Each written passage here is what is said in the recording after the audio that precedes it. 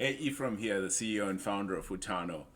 You know you're being played when not enough information is being given about the situation you're in. So, divide and conquer is a technique that's been used so many times in the history of mankind.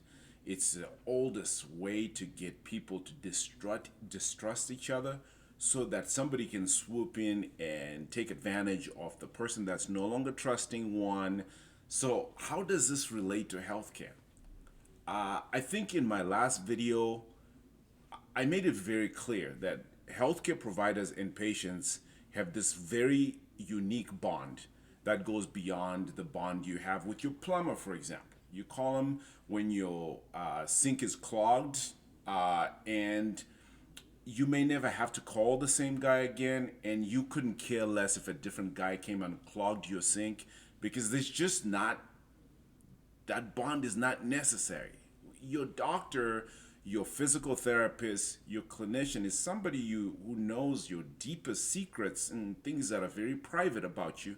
And in the time that you spend with them, sometimes it's over years. The reason why this bond is so sacred is because it is a bond that is built upon trust. So I'll go back to where I started, which is you need to know when you're being played. So at some point, patients and healthcare providers were convinced that there is some nefarious business going on that needed somebody else to step in and look out for the interests of specifically the patient. Because healthcare providers cannot be trusted. They're going to overcharge you, they are going to overbill you. I don't know how big the problem was back then, but what I know is that the problem we have now is way out of control. In fact, however big the problem was back then that caused this situation we're in is nothing because back then patients could walk into their primary care provider twice a year and get a physical for an amount that was reasonable. Now, it's not even possible to do that. $1,200 a month for healthcare is a lot of money to pay. And then for those of you who say, my company pays my healthcare, trust me, you pay for your healthcare. Because if your company had to give you the money that they're paying into the pot for the healthcare, you would make at least $10,000 to $15,000 more than you're paying right now. And for most of us, we don't spend $10,000 to $15,000 a year in healthcare. It's a scam, and we need to realize that. So, who is it that came and told healthcare providers that you are not capable of running a business? You're not capable of getting patients into your clinics. We will do it for you, but for the services that we offer, we're going to charge you a premium.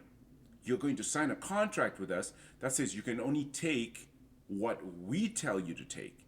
And then go to patients and say, you can only see these providers that are in your network because that's what we decided. Come on. This is America, and this is a land of the free. And if there's one place where there is no freedom, is healthcare. So, my proposition, as I've always done, is folks, patients and healthcare providers. Every person is gonna be a patient at some point. That's including healthcare providers. And when I've used the healthcare system in this country, I have noticed that, my gosh, it is impossible to navigate for a person who knows people in the industry. I mean, I can call friends of mine who can write scripts and do all kinds of stuff for me. And even with that, it is difficult to navigate. Now, you take that to a person who has 5 or 6 doctors that they need to see every month and they can't drive, it is impossible. So, here's my take on this whole thing. We were taken by somebody, convinced patients that don't trust your doctors. We're the ones that know, and we're the ones that are going to negotiate what is a fair price for your doctor's visit. Well, here's the news. It wasn't a fair price. That fair price is so bad on the receiving end, on the doctor end or the provider end, that we are having to see so many of you. We're piling you up in waiting rooms, and we are seeing you for the average now is 5.2 minutes. It's not enough. You're not getting good care. On the provider side, the same people, I'm not going to name them, came in and said, you are a healthcare provider. You have no business understanding the nuts and bolts of business. We know how to do that. And so what we did was we gave up our autonomy to run our businesses to these parties. They get to tell us how many patients we see. They get to tell us how long we see those patients.